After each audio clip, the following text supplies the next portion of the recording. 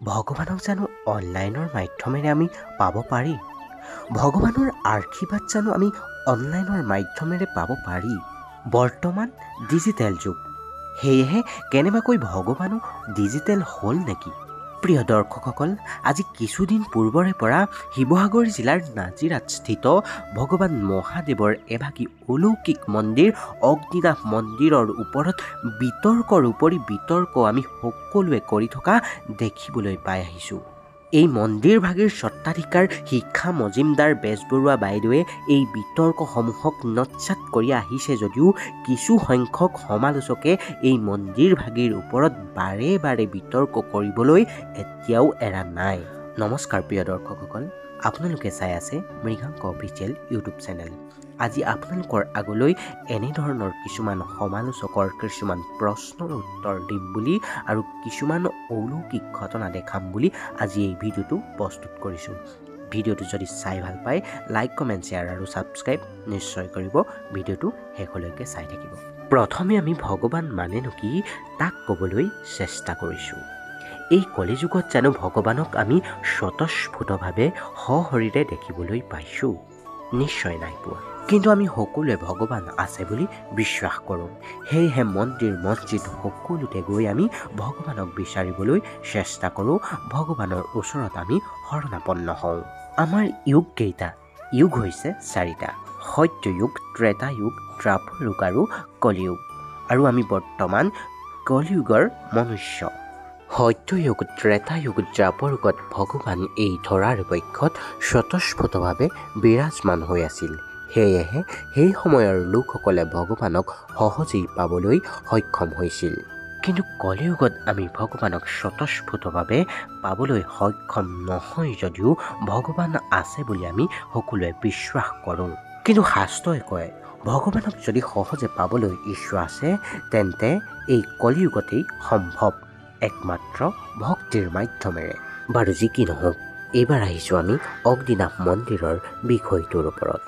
অগ্নিনাভ মন্দিৰত যিজন ভগৱান বিৰাজমান হৈ আছে, সেই একেজন ভগৱানেই আপোনাৰ ঘৰৰ মন্দিৰ ভাগতেই হওক বা আপোনাৰ গাঁৱৰ শিৱ মন্দিৰ ভাগতো বিৰাজমান হৈ আছে। পাৰ্থক্য মাথো আপোনাৰ বিচাৰধাৰাত। আপুনি ভাবিছে মোৰ সন্তান নাই, মই অগ্নিনাভ মন্দিৰত যাওঁ, মই সুফল পাম। আপুনি ভাবিছে মোৰ কৰ্ম সংস্থাপন নাই, মই অগ্নিনাভ মন্দিৰত যাওঁ, মই কৰ্ম সংস্থাপন পাম। আপুনি ভাবিছে মই বহু দিনৰ পৰা ৰোগত আক্ৰান্ত হৈ আছোঁ, অগ্নিনাভ মন্দিৰত যাওঁ, মই সুস্থ হ'ম। আৰু আপোনাৰ দৰে বহু অজস্ৰ ভক্তই এনেধৰণৰ অজস্ৰ কামনা বাসনা লৈ, মনত শুদ্ধতা লৈ, মনত পবিত্ৰতা লৈ ভগৱান অগ্নিনাভৰ শ্ৰীচৰণত শৰণাপন্ন হয়। আৰু ভগৱান অগ্নিনাভেও তেওঁলোকৰ সেই সকলো মনৰ মনোবাঞ্ছা পূৰ্ণ কৰি দিয়ে। যদি এনেধৰণৰ পবিত্ৰতা আৰু শুদ্ধ মনেৰে আপোনাৰ ঘৰৰ মন্দিৰ ভাগতেই হওক বা আপোনাৰ গাঁৱৰ শিৱ মন্দিৰ ভাগতেই প্ৰাৰ্থনা কৰে তেন্তে আপোনাৰ মনৰ কামনাও পূৰ্ণ হ'ব। এয়া জানো ভগৱানৰ প্ৰতি থকা বিশ্বাসৰ কাৰণেই নহয়? আমি সকলো ভগৱানৰ সন্তান, ভগৱানৰ দাস। ভগৱানে জানে যে তেওঁ সন্তানসকলক কাক কেতিয়া কি বস্তুৰ প্ৰয়োজন। আপুনি খোজাৰ কোনো প্ৰয়োজন নাই যে অমুকৰ ইমান ধন সম্পত্তি, অমুকে ইমান উন্নতি কৰিছে বুলি দুখ যান্ত্ৰণা লৈ ভগৱান অগ্নিনাভৰ ওচৰলৈ যদি যায়, তাত জানো কিবা লাভ হ'ব? ভগৱান অগ্নিনাভৰ ওচৰলৈ আপুনি পবিত্ৰ অন্তৰে আপোনাৰ শুদ্ধ মন লৈ যাওক, আপোনাৰ ইচ্ছা নিশ্চয় ভগৱান অগ্নিনাভে পূৰণ কৰিব। আৰু তেনেধৰণৰ সম্পূৰ্ণ শুদ্ধ মন লৈ ভগৱানৰ প্ৰতি সম্পূৰ্ণ নিষ্ঠা ভাৱ লৈ ঘৰৰ মন্দিৰ ভাগতেই হওক বা গাঁৱৰ নামঘৰ ভাগতেই প্ৰাৰ্থনা কৰিলে আপুনি আপোনাৰ সকলো মনৰ মনোবাঞ্ছা পূৰ্ণ কৰিব পাৰিব। ভগৱানক বিচাৰিবলৈ হাবাথুৰি খাই ফুৰিবৰ কোনো প্ৰয়োজন নাই। ভগৱান সকলোতে বিৰাজমান। আপুনি যদি শিল এটাকো ভগৱান বুলি পূজা অৰ্চনা কৰে তেন্তে সেই শিলটোৰ মাজতো ভগৱানক বিচাৰি পাব। আচল কথাটো বিশ্বাস। উদাহৰণস্বৰূপে ভক্ত প্ৰহ্লাদৰ কাহিনীটোলৈকে লক্ষ্য কৰিব পাৰি। পিতৃয়ে যেতিয়াই ভগৱান ক'ত বুলি ভক্ত প্ৰহ্লাদক প্ৰশ্ন কৰাৰ লগে লগেই প্ৰহ্লাদে সেই খুঁটাটোলৈকে আঙুলিয়াই দেখুৱাই কৈছিল যে ইয়াতেই ভগৱানক বিচাৰি পাবা। আৰু ভগৱানেও ভক্তৰ বিশ্বাসক ভংগ হ'বলৈ নিদি যেতিয়াই হিৰণ্যকশিপুৱে সেই খুঁটাটোত গদাৰে প্ৰহাৰ কৰিছিল তেতিয়াই সেই খুঁটাটোৰ পৰা প্ৰকট হৈছিল নৃসিংহ মহাপ্ৰভুৰ। যদি সেই একেই বিশ্বাসেৰে অনলাইন যোগে দেখা অগ্নিনাভ মন্দিৰৰ মূৰ্তিভাগতো ভগৱান মহাদেৱ আছে বুলি বিশ্বাস কৰে তেন্তে সেই মূৰ্তিভাগতো বা সেই ফটোখনতো ভগৱান অগ্নিনাভ বা ভগৱান মহাদেৱ বিৰাজমান হৈ আছে। বৰ্তমান অনলাইনৰ যুগ।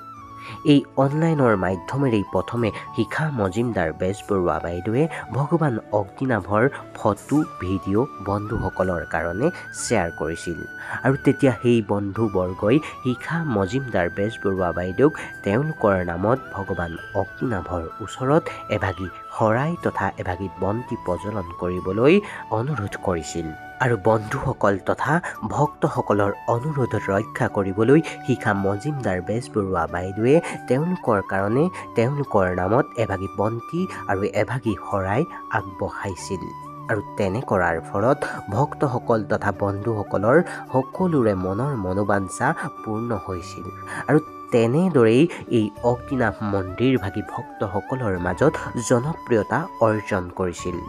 আৰু এই ডিজিটেল মন্দিৰৰ কনচেপ্টটো আছিল এয়াই। এই অগ্নিনাভ মন্দিৰভাগী ভক্তসকলৰ মাজত জনপ্ৰিয়তা হোৱাৰ মূল কাৰণটো আছিল অনলাইন। যদি অজস্ৰ ভক্তই অনলাইন যোগে সেৱা কৰিয়েই হওক বা শৰাই আগবঢ়াই তেওঁলোকে তেওঁলোকৰ নিজৰ মনৰ কামনা পূৰ্তি কৰিছে তেন্তে তাত ভুল ক'ত? ভুল আপোনালোকৰ বিচাৰ বুদ্ধিত। কিয়নো অগ্নিনাভ মন্দিৰলৈ কোনেও কাকো জোৰ জুলুম কৰি মাতি অনা নাই। শিখা মজিমদাৰ বেজবৰুৱা বাইদেৱে বাৰে বাৰে কৈ আছে যে এইভাগি মন্দিৰ তেওঁৰ নিজস্ব ব্যক্তিগত মন্দিৰ আৰু বাকী থাকিল অগ্নিনাভ মন্দিৰলৈ শৰাই বাবদ দিয়া মাননি 500 টকা বিতৰ্কৰ কথা।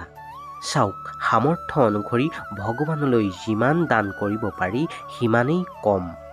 আৰু যদি আপুনি ভগৱানলৈ দিয়া অৰিহণা কোনোবাই যদি নিজৰ ব্যক্তিগত কামত লগাব বিচাৰে তাত আপোনাৰ কোনো ক্ষতি নহয়, কিয়নো ভগৱানলৈ আগবঢ়োৱা দান ভগৱানে স্বীকাৰ কৰিলে তাৰ পাছত কোনোবাই যদি তেওঁ নিজৰ ব্যক্তিগত কামত লগাব বিচাৰে বা অপকৰ্মত লগাব বিচাৰে তেন্তে ভগৱানে তেওঁক কেতিয়াও ক্ষমা নকৰে।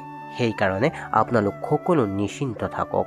আৰু বাৰে বাৰে শিখা মজিমদাৰ বেজবৰুৱা বাইদেৱে কৈ আছে যে সেই 500 টকাটো ক'ত কেনেদৰে কি কামত লগাইছে। সেই মন্দিৰভাগিত 40জনৰো অধিক কৰ্মচাৰী আছে আৰু সেই কৰ্মচাৰীসকলক মন্দিৰৰ ফালৰ পৰাই বেতন দিয়া ব্যৱস্থাও কৰে আৰু ইমান কৰ্মচাৰীক ব্যক্তিগতভাৱে বেতন দিয়া অসম্ভৱ কথা। আৰু সেই 500 টকাৰ মাননিৰেই অজস্ৰ ভক্তৰ প্ৰত্যেক দিনাই ভোগৰ ব্যৱস্থাও কৰে আৰু সেই ভোগৰ বস্তু ক্ৰয় কৰিবলৈ হ'লে এই 500 টকাৰ পৰাই খৰচ কৰা হয়। আৰু সেয়েহে আপোনালোক সকলোকে ক'ব বিচাৰিছোঁ, যিসকল ব্যক্তিয়ে এই মন্দিৰভাগিৰ ওপৰত বা এই মন্দিৰভাগিৰ স্বত্বাধিকাৰ শিখা মজিমদাৰ বেজবৰুৱা বাইদেউৰ ওপৰত বিতৰ্ক কৰি আছে তেওঁলোকে এবাৰ এই মন্দিৰভাগিলৈ আহক। এই মন্দিৰভাগিৰ মহত্বৰ বিষয়ে তেওঁলোকে স্বতঃস্ফূৰ্তভাৱে উপস্থিত থাকি অনুভৱ কৰক। আৰু শেষত এইবাৰ আপোনালোক সকলোকে এই মন্দিৰভাগিত ঘটা এক চমৎকাৰৰ বিষয়ে ক'বলৈ গৈ আছোঁ। এজন ভক্তই কাৰ্বি আংলঙৰ পৰা খোজকাঢ়ি এই মন্দিৰভাগিলৈ আহিছিল, কিয়নো সেই ভক্তজনৰ এজন পুত্ৰ সন্তান আছে যিজন বিশেষভাৱে সক্ষম আৰু সেই ভক্তজনে তেওঁ পুত্ৰ সন্তানটিৰ সুস্থতাৰ কাৰণে অগ্নিনাভ বাবাৰ ওচৰত শৰণাপন্ন হৈছিল আৰু তেওঁ ঘৰত গৈ দেখিছে তেওঁ পুত্ৰ সন্তান লাহে লাহে ভাল হ'বলৈ সক্ষম হৈছে আৰু তেওঁৰ মুখেৰে এই কথাসমূহ শুনিবলৈ চেষ্টা কৰক। বিশ্বাসে মিলয় হৰি নাই নাই পিতাই কি ধুনীয়াকৈ আমাৰ বাবা বহি আছে অগ্নিনাভ বাবাৰ কৃপাৰে। আপুনি নিশ্চয় একেবাৰে নাস্তিক নহয়, আপুনিও ভগৱান বিশ্বাস কৰে। গতিকে আনে উপাসনা কৰা পদ্ধতিক এনেধৰণৰ টুলুঙা মন্থৰ কৰে থকা সৰকা কৰাটো শোভা পায় জানো? অগ্নিনাভ মন্দিৰ দৰ্শন কৰাৰ পিছত আজি বোপা কিছু সময়ৰ বাবে হ'লেও নিজে বহিছে বা আমনিটো কমিছে, তাক আমি বুজি পোৱা হৈছোঁ, ই আনন্দ কৰা হৈছে। প্ৰিয় দৰ্শকসকল, দেখিলে নহয়, এয়াই অগ্নিনাভ মন্দিৰৰ মহিমা, যি অগ্নিনাভ মন্দিৰৰ কাৰণে বহুতো ভক্তৰ বহুতো মনৰ মনোবাঞ্ছা পূৰ্ণ হৈছে।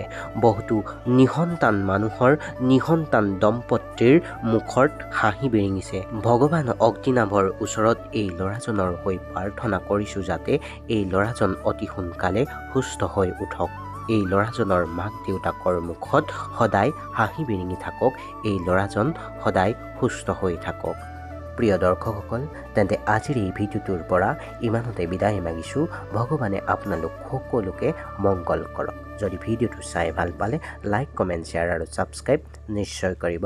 হৰ হৰ মহাদেৱ।